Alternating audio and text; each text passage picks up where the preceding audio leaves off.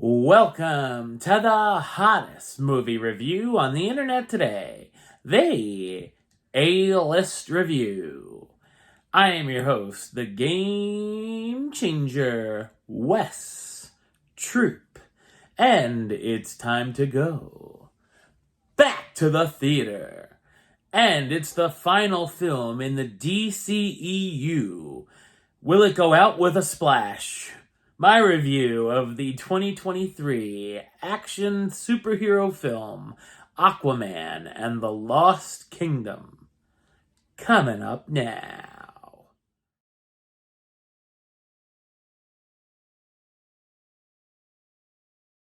Arthur Curry, aka Aquaman, is trying to balance the life of being a husband, father, and king of Atlantis, which sees him splitting his time between the land and sea. David Kane, who has taken on the mantle of the villainous Black Manta, is still looking for revenge on Aquaman and finds a powerful black trident he's planning on using to destroy Arthur with.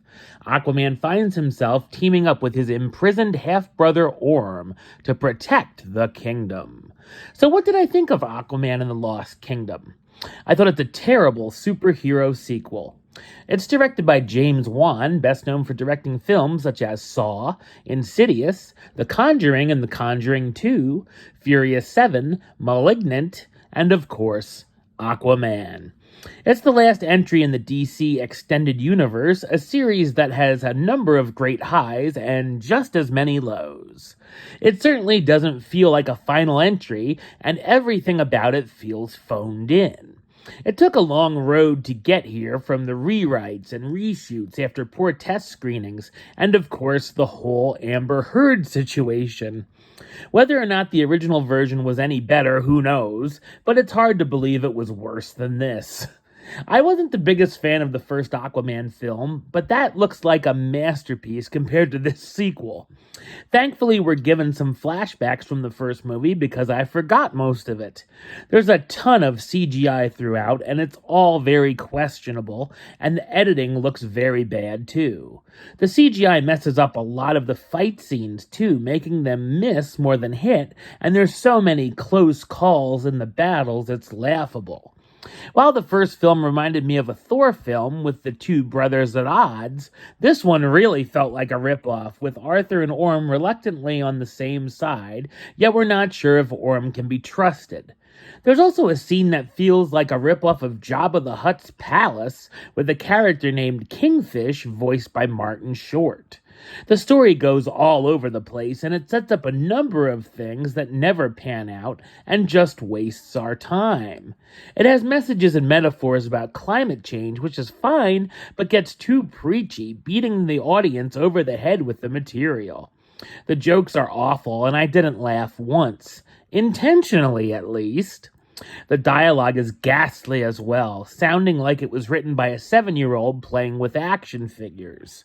The pacing is horrendous, 1 minute flying at a breakneck speed, and the next dripping as slow as molasses. The villains are a dime a dozen, with Black Manta being painfully mediocre, and the undead spirit of Kordax is a wimp. In fact, it was hard to really care about any of the characters in general. There's a mid-credit scene that's eye-rollingly lame and not worth sticking around for. Jason Momoa reprises his role as Arthur Curry / Aquaman, the half-Atlantean, half-human king of Atlantis who can swim at supersonic speeds and command aquatic life. Patrick Wilson as Orm, the former Ocean Master, and Arthur's half-brother. Arthur frees and recruits to help him save Atlantis.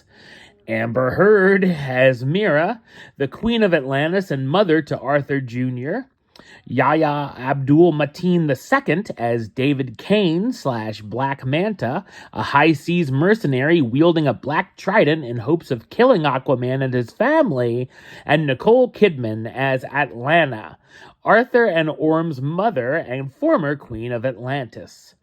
Aquaman and the Lost Kingdom is a tedious bore and one of the worst superhero flicks in recent memory, sinking the DCEU to its bitter end.